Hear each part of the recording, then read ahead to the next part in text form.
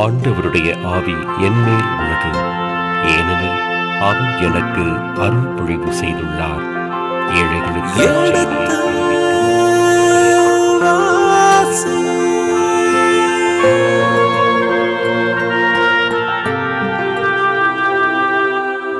எடுத்து வாசி.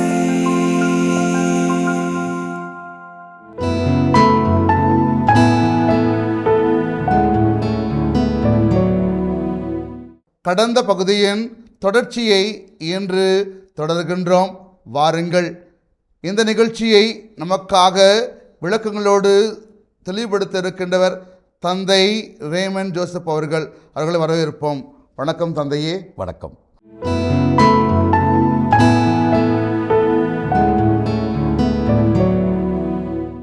நான் தேர்ந்து கொண்ட நகராகிய எருசலேமில் என் அடியான் தாவீதின் குலவிளக்கு என்னாலும் என் முன்னிலையில் ஒளிரும் வண்ணம் நான் அவனுடைய மகனுக்கு ஒரு குலத்தை அளிப்பேன். ஆக தாவீதினுடைய மரபினருக்கு நிச்சயமாக என்றால் ஏற்கனவே யாவே யாரோடு உடன்படிக்கை செய்திருக்கிறார்? தாவீதோடு. உன்னுடைய ஆட்சிக்கு முடிவே இராது, உன்னுடைய ஆட்சியை நான் நிலைநிறுத்துவேன். அப்போ அந்த வாக்குறுதி நிறைவேற வேண்டுமென்றால் தாவீதினுடைய வழிமரபினருக்கு ஒரு குலம் இருந்து கொண்டே இருக்க வேண்டும். அப்போ அதுதான் குலவிளக்கு. தாவீதின் குலவிளக்கு எந்நாளும் அவனுடைய ஒளி. குலவிளக்கு என்பது ஒரு வீட்டினுடைய குலவிளக்கு என்பது அந்த வீட்டை வழிநடத்துகின்றவர்களுடைய ஒளியாக இருக்கின்றவர்களுடைய அந்த சூழல். அப்போ குலவிளக்கு என்பது ஒரு வீட்டிற்கு ஒரு பெண்ணை அல்லது மனைவியை குலவிளக்கு என்று சொல்வார்கள். வீட்டினுடைய குலவிளக்கு அப்படின்னா முக்கியமானவர், அந்த வீட்டிற்கு முக்கியமானவர். அப்போ இஸ்ராயல் இனத்திலே யூதா இனத்திற்கு முக்கியமானவர் என்று கருதப்படுகிறவர் தாவீது. அப்போ தாவீதினுடைய குலம் செழித்தால்தான், அந்த குலம் எருசலேமில் நிலைநிறுத்தப்பட்டால்தான் அந்த யூதா குலத்துக்கு அழகு, அந்த யூதா குலம் நிலைத்திருக்கும். அப்படின்னா அந்த குலத்திலிருந்து தொடர்ந்து வழிமுறைகள் வர வேண்டும். அந்த குலவிளக்கு விளங்கினால்தான், அது எப்போதும் எரிந்து கொண்டிருந்தால்தான் அது நடைபெறக்கூடிய வாய்ப்பு இருக்கிறது. அந்த கருத்தைத்தான் இங்கே அழுத்தம் திருத்தமாக சுட்டி காட்டுகிறார். குலவிளக்கை நிலைநிறுத்துவதற்காகவே தாவீதோடு இறைவன் உடன்படிக்கை செய்திருக்கிறார். அந்த வாக்குறுதி நிச்சயமாக நிறைவேறும் என்பதை மிக தெளிவாக சொல்லுகிறார். தம் அடியான் தாவீதை முன்னிட்டு யூதாவை அழிக்க விரும்பவில்லை என்றால், இவர்கள் செய்த பாவங்கள், குற்றங்கள், குறிப்பாக யோராம் செய்த பாவம் குற்றமும் எந்த அளவுக்கு என்றால், அந்த தாவீது இனத்தையே அழிக்கக்கூடிய, குலத்தையே அழிக்கக்கூடிய அளவுக்கு. ஆனால் யாரை அழிக்க மாட்டார்? இந்த குற்றங்களுக்காக தாவீதுனுடைய குலத்தை அல்லது தாவீதுனுடைய குலவிளக்கை அழிக்க மாட்டார் என்றால் அவர் வாக்குறுதி கொடுத்திருக்கிறார். இது தொடரும், தாவீதுனுடைய பாரம்பரியம் தொடரும். அதைத்தான் இது சுட்டி காட்டுகிறது. எனவே தாவீதுனுடைய பாரம்பரியம் அழிக்கப்படாது என்றால், 1 அரசர்கள் புத்தகம் 11ஆம் அதிகாரம் 36 ஒரு உடன்படிக்கை செய்யப்பட்டிருக்கிறது. தாவீதுனுடைய குலவிளக்கு நிலைநிறுத்தப்படும். அப்போ அந்த குலவிளக்கு நிலைநிறுத்தப்படும் என்றால் இந்த குலம் அழிக்கப்படக்கூடாது. இவர்கள் தவறு செய்தாலும், ஆண்டவருடைய பார்வையில் இவர்கள் தவறு செய்தாலும், இஸ்ராயேலுடைய அந்த வழிமரபில் போய் இவர்கள் தவறு செய்தாலும், இவர்கள் தென்னாட்டவர்கள், ஆனால் வடநாட்டவர்களுடைய குற்றங்களை இவர்கள் செய்தாலும், வடநாட்டு குற்றம் என்ன? பொற்கன்றுக்குட்டி வழிபாடு, அது மட்டுமல்ல பிற தெய்வங்கள் வழிபாடு. இந்த 2 தவறுகளையும் வடநாட்டு மன்னர்கள் செய்கிறார்கள். தென்னாட்டு மன்னர்களுக்கு எருசலேம் ஆலயம் இருக்கிறது, ஆலய வழிபாடு இருக்கிறது. அதனால் அவர்கள் ஆலயத்தில் யாவையை உருவம் இல்லாமல் வழிபடுகிறார்கள். ஆனால் வடநாட்டிலே உருவ வழிபாடு நடக்கிறது, ஐடலட்ரி. அதைத்தான் மிக வன்மையாக இறைவாக்கினர் கண்டிக்கிறார்கள். இந்த சூழலைத்தான் இந்த யோராம் என்கிறவன் தென்னாட்டிலும் அறிமுகப்படுத்துகிறான். இஸ்ராயலின் வடநாட்டு அரசர்களுடைய பாதையில் அவன் செல்லுகிறான் என்றால் அதான் பொருள். அவன் வடநாட்டினுடைய பாரம்பரியத்தை தென்னாட்டிலே புகுத்துகிறான். அதுக்கு அடிப்படை காரணம் அத்தாலியா. ஆகாப் அவருடைய மகளை இவன் மணந்ததுனால வடநாட்டு பாரம்பரியத்தை தென்னாட்டிலும் புகுத்துகிறான். இது தாவீதினுடைய குலவிளக்கிற்கு ஒரு அச்சுறுத்தலாக இருக்கிறது. ஆனால் அந்த அச்சுறுத்தலை கூட யாவே அனுமதிக்க மாட்டார். ஏனென்றால் அவர் வாக்குறுதி கொடுத்திருக்கிறார். எனவே தாவீதினுடைய குலவிளக்கு தொடர்ந்து இந்த எருசலேமிலே நிலைநிறுத்தப்படும் என்கிற வாக்குறுதியை அவர் அளிக்கிறார். 20. யோராமின் காலத்தில் ஏதோமியர் யூதாவின் அதிகாரத்துக்கு எதிராக கிளர்ச்சி செய்து தங்களுக்கென ஓர் அரசனை நியமித்து கொண்டனர். நாம் ஒன்றை மனதில் வைத்துக்கொள்ள வேண்டும். தாவீது காலத்திலும் அதே போல் சாலமோனுடைய காலத்திலும் யோர்தானுக்கு அக்கறை பகுதியில் இருந்த எல்லா நாடுகளும், அம்மோனியர்கள் உட்பட, அம்மோனியர்கள், மோவாபியர்கள், ஏதோமியர்கள், இவர்கள் அத்தனை பேரும் யாருக்கு கட்டுப்பட்டு இருந்தார்கள்? தாவீதுக்கும் சாலமோனுக்கும். இவர்களை மீறி எதுவுமே செய்ய முடியலை. ஏறக்குறைய இவர்களெல்லாம் அண்டை நாடுகள் என்ற நிலையில் அல்ல, தாவீதே நேரடியாக இந்த நாடுகளில் ஆட்சி செய்வது போலதான் இவர்களுடைய சூழல் இருந்தது. அங்கு அரசர்கள் இருந்தால் கூட அவர்கள் ஏதோ ஒரு கவர்னர்கள் போலதான் இருந்தார்கள், ஆளுநர்கள் போலதான் இருந்தார்கள், ஆட்சியாளர்களாக இல்லை. இதுதான் உண்மையான வரலாறு. அம்மோனியர்கள் என்கிற இனம் இருந்தது. ஆனால் அந்த அம்மோனியர் இனத்தையே ஆட்சி செய்தவன் யார்? தாவீது தான். யாரை வைத்து ஆட்சி செய்தான்? அங்கிருந்த அரசர்களை வைத்து. அதனால அவன் தும்புனாலும் யார்கிட்ட தான் கேட்கணும்? தாவீது தான் கேட்கணும். இது சாலமோன் காலத்திலும் தொடர்ந்தது. எனவே இவர்கள் ஏறக்குறைய இந்த சாலமோன் ஆட்சிக்கும் அதே மாதிரி தாவீது ஆட்சிக்கும் பணிவிடை புரிகின்ற அரசர்களாகத்தான் இருந்தார்கள், கப்பம் கட்டுகிற அரசர்களாகத்தான் இருந்தார்கள். தாவீதையும் சாலமோனையும் மீறி இவர்களால் எதுவும் செய்ய முடியல. இது அந்த யோர்தானுக்கு அக்கறை பகுதியில் இருந்த அந்த 3 நாடுகளுக்கு பொருந்தும். அம்மோனியர்கள், மோவாபியர்கள், ஏதோமியர்கள். எப்ப சாலமோன் இறந்தானோ அப்பொழுது இவர்களுக்கெல்லாம் முழுவதுமாக தாங்கள் இனிமேல் தங்களை யாரும் கட்டுப்படுத்த முடியாது என்றால், அதற்கு பிறகு வந்த அரசர்கள் அந்த அளவுக்கு தாவீதை போலவோ சாலமோனை போலவோ வீரம் கொண்டவர்களும் அல்ல, தெளிவான சிந்தனை கொண்டவர்களும் அல்ல. அதனால இவர்கள் சுதந்திரமாக செயல்பட முடிவு செய்தார்கள். குறிப்பாக யோராமின் காலத்தில் ஏதோமியர் யூதாவின் அதிகாரத்திற்கு எதிராக கிளர்ச்சி செய்து தங்களுக்கென அரசர்களை நியமித்து கொண்டார்கள். அப்ப யோராம் காலத்திலே ஏதோமியர்கள் முழுவதுமாக பிரிந்து விட்டார்கள், தென்னாட்டிலிருந்து பிரிந்து விட்டார்கள், சுதந்திர நாடாக மாறிவிட்டது ஏதோ. 21. ஆனால் யோராம் தம் தேர்ப்படைகள் அனைத்தோடும் சாயிருக்கு சென்றான். சாயிர் என்பது ஏதோம் நாட்டினுடைய ஒரு ஊர். அங்கே அவன் தேர்ப்படைகளோடு போருக்கு செல்கிறான். ஆனால் ஏதோமியர் அவனையும் அவனுடைய தேர்ப்படை தலைவர்களையும் சூழ்ந்து கொண்டனர். அவனோ இரவில் எழுந்து ஏதோமியரை வெட்டி வீழ்த்தினான். மக்களோ தத்தம் கூடாரத்திற்கு தப்பி ஓடினார்கள். தொடர்ந்து 22வது வசனம்.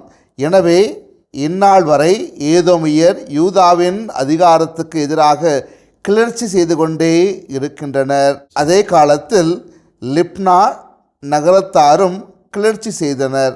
ஆக இந்த ஏதோமியருக்கும் தென்னாட்டினருக்கும் எந்த அளவுக்கு ஒரு யோராம் காலத்தில் போராட்டங்களும் கிளர்ச்சிகளும் சுதந்திரத்துக்கான அவர்களுடைய கிளர்ச்சிகளும் நடந்து கொண்டிருக்கின்றன என்பதை சுட்டி காட்டுகிறது. ஏதோமியரை வீழ்த்துவதற்காக தேர்ப்படைகளோடு சென்றவன் இரவிலே ஏதோமியர்களை வெட்டி வீழ்த்துகிறான். இருந்தாலும் மக்கள் தப்பி ஓடுகிறார்கள். இந்த போராட்டங்கள் தொடர்ந்து கொண்டே இருக்கிறது, இந்த கிளர்ச்சியும் தொடர்ந்து கொண்டே இருக்கிறது. 23. யோராமின் பிற செயல்களும் அவன் செய்தவை யாவும் யூதா அரசர்களின் குறிப்பேட்டில் எழுதப்பட்டுள்ளன அல்லவா? ஆக இது வந்து வழக்கமாக உள்ள ஒரு பாரம்பரியம். யூதா அரசர்களின் குறிப்பேட்டில் இந்த யோராமின் பிற செயல்கள் எழுதப்பட்டிருக்கிறது. அப்படின்னா இது வந்து இந்த செய்தியானது எங்கிருந்து கிடைத்திருக்கிறது? இந்த அரசர்களின் குறிப்பேட்டிலிருந்து தான் இந்த யோராமை பற்றிய செய்திகள் நமக்கு கிடைத்திருக்கிறது என்பதை சுட்டிக்காட்டுகிறது. 24 யோராம் தம் மூதாதையரோடு துயில் கொண்டு தாவீதின் நகரில் அடக்கம் செய்யப்பட்டான்.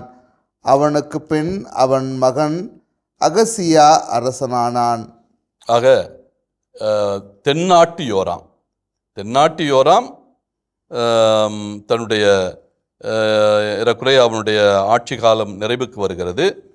அவன் அதிக ஆண்டுகள் ஆட்சி செய்யவில்லை. 8 ஆண்டுகள் தான் ஆட்சி செய்தான். ஏற்கனவே சுட்டி காட்டினோம்.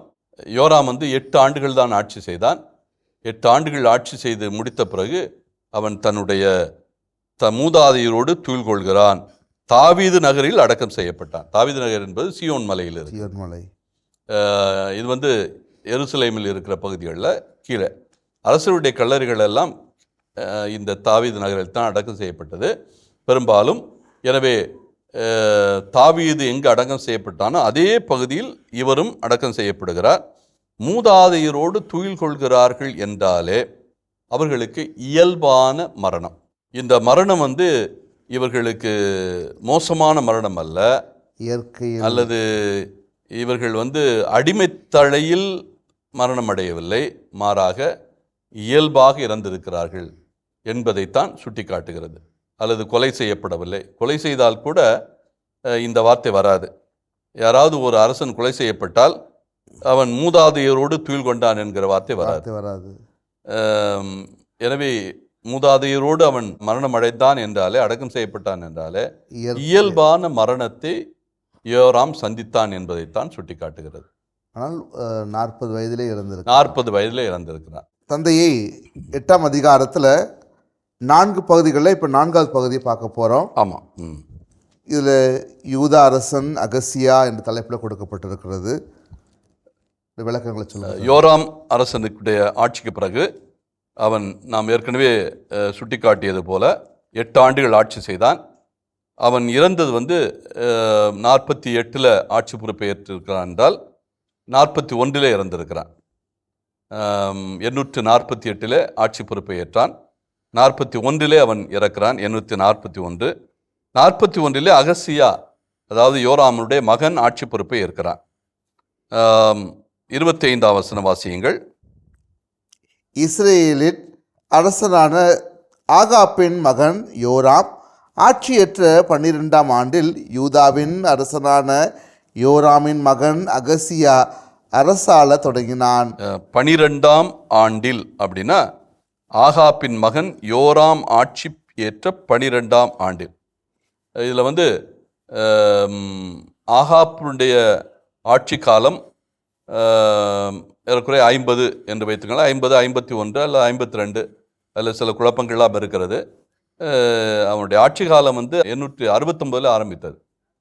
சிலர் வந்து 50 வரை அவனுடைய ஆட்சி காலத்தை கொண்டு செல்கிறார், சிலர் 52 முடிக்கிறார்கள். 12 ஆண்டுகள் என்று பார்த்தோம் என்றால் 52 முடித்தான் என்றால் 2 ஆண்டுகள் அவனுடைய மகன் அகசியா ஆட்சி ஏற்கிறான். அதற்கு பிறகுதான் யோராம் ஆட்சி பொறுப்பு இருக்கிறான். அப்போ யோராம் வந்து ஏறக்குறைய 50களில் ஆட்சி பொறுப்பு ஏற்றிருக்க வேண்டும். இங்கே 12 ஆண்டுகள் என்றால் ஏறக்குறைய 839 வரை போகிறது. ஆனால் இன்னொரு கணிப்பு பிரகாரம் யோராமுடைய அந்த மகன் வந்து அகசியா வந்து அந்த யோராம் வடநாட்டு யோராமுடைய 12வது ஆண்டு ஆட்சி பொறுப்பு இருக்கிறான். அப்படி என்றால் 839 வர வேண்டும். ஆனால் நம்ம தென்னாட்டு ஆட்சி நிலைகளை பார்த்தோம் என்றால் 841 இந்த அகசியா பொறுப்பேற்கிறான், தென்னாட்டு அகசியா. அதனால் இதில் சில குளறுபடிகள் இருக்கிறது, ஆண்டு குளறுபடிகள் இருக்கலாம். இது வழக்கமாக உள்ளதான். ஏன்னா சரியாக கணித்து சொல்லுகிறவர்கள் இல்லை. இதில் ஓராண்டுகள் 2 ஆண்டுகள் வேறுபடுவதற்கான வாய்ப்பு உண்டு.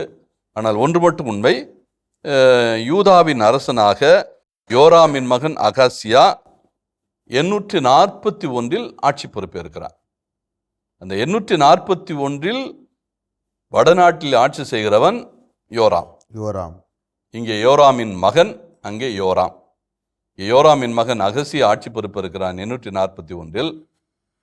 வடநாட்டிலே யோராம் தொடர்ந்து ஆட்சி செலுத்தி கொண்டிருக்கிறான் 841 வரை. இதுவரை நமக்கு தெரிந்த இதுவரை. அதன் பிறகு என்ன நிகழும் என்பதை நாம் பின்னால் பார்ப்போம். இந்த ஆட்சி பொறுப்பேற்ற இவன் இந்த அகசியா யார்? இந்த அகசியா யாருன்னா, யூதாவின் அரசனான யோராமின் மகன் அகசியா அரசாளத் தொடங்குகிறான். இவன் யார் என்றால் ஆகாப்பினுடைய பேரன். அப்படின்னா ஆகாப்பினுடைய மகளுக்கு பிறந்தவர். மகளுடைய பேர் அத்தாலியா என்று நாம் ஏற்கனவே சுட்டி காட்டினோம். எனவே அத்தாலியாவுக்கு பிறந்தவன் தான் யார்? அகசியா.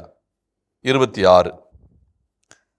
தன் 22ஆம் வயதில் அரசனான அகசியா எருசலேமில் இருந்து கொண்டு ஓராண்டு ஆட்சி செலுத்தினான். ஆக ஓராண்டு தான் ஆட்சி செலுத்தி இருக்கிறான். அப்படின்னா 841 பொறுப்பேற்றவன் 841 இறுதியிலே இறந்திருக்க வேண்டும். அதனால் இவனுக்கு இவன் ஆட்சி தொடங்கிய காலமும் இவன் ஆட்சியை முடித்த காலமும் ஒரே ஆண்டு 841. நீண்ட காலம் ஆட்சி செய்யவில்லை. எப்படி வடநாட்டு அகாசியா 2 ஆண்டுகள் தான் ஆட்சி செய்தானோ, அகாசியா ஆகாபனுடைய மகன் அகாசியா. பாருங்க, 2 பேருமே ஒத்து போகிறது. இதில் தான் குழப்பம். அகாசினுடைய மகனும் அகசியா, இங்கே தென்னாட்டு அரசன் யோராமினுடைய மகனும் அகசியா. வடநாட்டு ஆகாப்புடைய மகனும் யோராம், தென்னாட்டிலே யோசபாத்தினுடைய மகனும் யோராம். ஆக இந்த பகுதியில் ஒரு பெரிய குழப்பமே இருக்கும் வழக்கமாக. இதில் எந்த யோராம் வடநாடு, எந்த யோராம் தென்னாடு, இதே மாதிரி எந்த அகசியா வடநாடு, எந்த அகசியா தென்னாடு என்கிற குழப்பம் இருக்கும். என்றால் இந்த 2க்கும் உள்ள காலகட்டங்கள் ரொம்ப குறுகிய காலகட்டம். இருந்தாலும் நமக்கு இது தெளிவாக இருக்கிறது. தென்னாட்டிலே யோராமின் மகன் அகசியா, அவனுடைய தாய் அகசியாவுடைய தாய் வேற யாரும் இல்லை, அத்தாலியா. அத்தாலியா யார் என்றால் ஆகாப்பினுடைய மகள். எனவே இந்த 2 குடும்பமும் ஏறக்குறைய இணைந்த குடும்பங்கள் போல இருக்கிறது. ஆகாப்பினுடைய அந்த பாரம்பரியத்தில் வருகின்ற குடும்பங்களாக இருக்கிறது. ஈசபேல் எப்படிப்பட்டவள் என்று தெரியும். அதே போல தான் அத்தாலியா. இப்போ அத்தாலியா தான் அரசி. அரசி என்றால் முழு பொறுப்பும் அவளுக்குத்தான் இருக்கும். என்றால் இவருடைய மகனுக்கு 22ஆம் வயதில் ஆட்சி பொறுப்பு இருக்கிறான். இப்போ 22ஆம் வயதில் ஆட்சி பொறுப்பு இருக்கிறான் என்றால் அகசியா, இந்த ஆட்சியினுடைய அதிகாரங்கள் எல்லாம் யார் கையில் இருக்கும்? எப்படி ஈசபேல் ஆகாப்பினுடைய ஆட்சி பொறுப்பை எல்லாம் தன் கையில் வைத்திருந்தாளோ, அதே போல அத்தாலியாவும் இப்பொழுது அவளுடைய மகனுடைய ஆட்சி பொறுப்பை எல்லாம் தன் கையில் வைத்திருக்க வேண்டிய சூழல். அதைத்தான் நாம் தொடர்ந்து பார்க்கிறோம். வாசியுங்கள். இஸ்ரேல் அரசன் ஓம்ரியின் பேத்தியான அத்தாலியா என்பவளே அவன் தாய். ஓம்ரியின் மகன் தான் ஆகாப். ஆகாப்பினுடைய மகள் தான் அத்தாலியா. எனவே ஓம்ரியினுடைய பேத்தியாக அவர்கள் இருக்கிறாள். அதே சமயத்தில் ஆகாப்பினுடைய மகளாக இருக்கிறார் அத்தாலியா. இந்த அத்தாலியா தான் யாருடைய தாயாக இருக்கிறாள்? யூதா அரசனாகிய யோராமின் மகனான அகசியாவினுடைய தாயாக இருக்கிறாள். 27. அவன் ஆகாப்பு வீட்டு மருமகனானதால் ஆகாப்பு குடும்பத்தை போல் நடந்து ஆண்டவரின் பார்வையில் தீயன செய்தான். அவனுடைய தந்தையுடைய நிலைதான். யோராம் எப்படி ஆகாப்பினுடைய குற்றங்களை இவனும் செய்தானோ, வடநாட்டு அரசுகள் செய்த குற்றத்தை தென்னாட்டு அரசனான யோராம் செய்தானோ, அந்த யோராமினுடைய மகனான அகசியாவும் தன்னுடைய தந்தை வழிமுறையிலே அவன் செய்த குற்றங்களை எல்லாம் இவனும் செய்தான் என்பதைத்தான். அப்படின்னா என்ன பொருள் என்றால், நான் ஏற்கனவே சுட்டி காட்டியது போல பிரதெய்வ வழிபாடு, அதுபோல பொன் கன்றுக்குட்டி வழிபாடு, இதையெல்லாம் இவனும் செயல்படுத்த ஆரம்பித்தான் என்ற பொருள். 28. மேலும் அவன் சிரியாவின் மன்னனாகிய ஆசேயலுக்கு எதிராய் போரிட ஆகாப்பின் மகனாகிய யோராமுடன் ராமோத்து கிளையாத்துக்கு போனான். ராமோத் கிளியாத்துக்கு போனான். ராமோத்து கிளையாத்து என்பது கிளையாத்து தான். கிளியாத் ராமோத்து என்றால் ஏறக்குறைய ராமோத்து என்பது அம்மோனியர்களுடைய அந்த பகுதியை இணைத்து பேசும். ராமோத்து கிளையாத் என்றால் அந்த அம்மோனியர்களுடைய தலைநகரே ராமோத் என்று தான் அழைக்கப்பட்டது அந்த காலத்தில். அம்மான் என்கிற பெயர் இல்லை, ராமோத் என்று தான் அதனுடைய தலைநகருக்கு பெயர் இருந்தது. அதன் பிறகு தான் அம்மோன் என்கிற அந்த தலைநகர் பெயர் வந்தது. ரொம்ப காலத்துக்கு பிறகு அம்மோன் என்கிற பெயர் வந்ததெல்லாம் ஏறக்குறைய பிந்தைய காலம். நாடு தான் அம்மோன் என்று அழைக்கப்பட்டது. தலைநகருடைய பெயர் பிற்காலத்து பெயர், அதாவது அது கிறிஸ்து பிறப்பதற்கு பின் வந்த பெயர் தான், அதுக்கு முன்னால் இல்லை. இந்த ராமோத்துக்கு பிறகு வந்த பெயர் பிலடெல்பியா என்று அழைக்கப்பட்டது. அது கிரேக்கருடைய ஆட்சி காலத்தில் 333க்கு பிறகு கிரேக்கர்கள் இந்த ராமோத் என்ற பெயரை மாற்றி பிலடெல்பியா என்று அழைத்தார்கள். அதன் பிறகு இஸ்லாமியருடைய காலத்தில் அதாவது 639க்கு பிறகு இந்த அம்மோன் என்கிற பெயர் இடம்பெற்றது. ராமோத் அம்மோன் என்று தான் அதை அழைப்பார்கள். இந்த ராமோத் அம்மோன் என்கிற பெயர் இஸ்லாமியருடைய காலத்தில் 639 உறுதி செய்யப்பட்டது. அதற்கு பிறகு பிலடெல்பியா என்கிற பெயர் அந்த அம்மோனுக்கு வரவில்லை. எனவே ராமோத் என்பது இங்கே அந்த அம்மோனியருடைய பகுதியையும் இணைத்து பேசக்கூடியதாக இருக்கும். ராமோத் கிளையாத்து என்கிற பகுதி அம்மோனியருடைய பகுதிக்கு வடக்கே இருக்கிற பகுதி, அது சிரியருடைய தெற்கு பகுதி. அது அங்கே அவன் போருக்காக போகிறான். ஆகாப்பின் மகனாகிய யோராமுடன் இணைந்து, அதாவது வடநாடும் தென்னாடும் இணைந்து, அதாவது நான் ஏற்கனவே சுட்டி காட்டினேன், ஆகாப்பு காலத்தில் தான், அந்த காலத்துக்கு பிறகுதான் வடநாடும் தென்னாடும் இணைந்து போருக்கு போவது. ஆனால் அது நீண்ட காலம் அல்ல, கொஞ்ச காலம்தான். அதுக்குறைய 869 ஆகாப்பு தன்னுடைய ஆட்சியை தொடங்கினான் என்றால் அந்த காலத்திலிருந்து ஏறக்குறைய 820 அதுவரை தான் இந்த தொடர்புகள் இருக்கும். ஏறக்குறைய ஒரு 60 ஆண்டுகள் அல்லது 40 ஆண்டுகள் அவர்கள் இணைந்து போருக்கு போவார்கள். அது சிரியர்களுக்கு எதிரான போராக இருந்தாலும் சரி, மோபாபியர்களுக்கு எதிரான போராக இருந்தாலும் சரி, அம்மோனியர்களுக்கு எதிரான போராக இருந்தாலும் சரி, அல்லது ஏதோமியர்களுக்கு எதிரான போராக இருந்தாலும் சரி, இந்த நாடுகளுக்கு எதிரான போர்களிலே இந்த இரண்டு இனமும் இணைந்தே போருக்கு இணையாமல் சென்ற காலங்கள் வெகு வெகு குறைவு இந்த 60 ஆண்டுக்குள்ளாக. இதன் தொடர்ச்சியை அடுத்த பகுதியிலே தொடர்வோம். அதுவரை இணைந்திருங்கள். இயேசுவுக்கே புகழ், இயேசுவுக்கே நன்றி, மரியே வாழ்க. எல்லாரையும் ஒட்டுமொத்தமாக தாக்க மாட்டாங்க. பொறுக்கி எடுத்து ஒரு குழுவினரை ஒரு நிலைக்கு கொண்டு போய் தாக்குவார்கள்.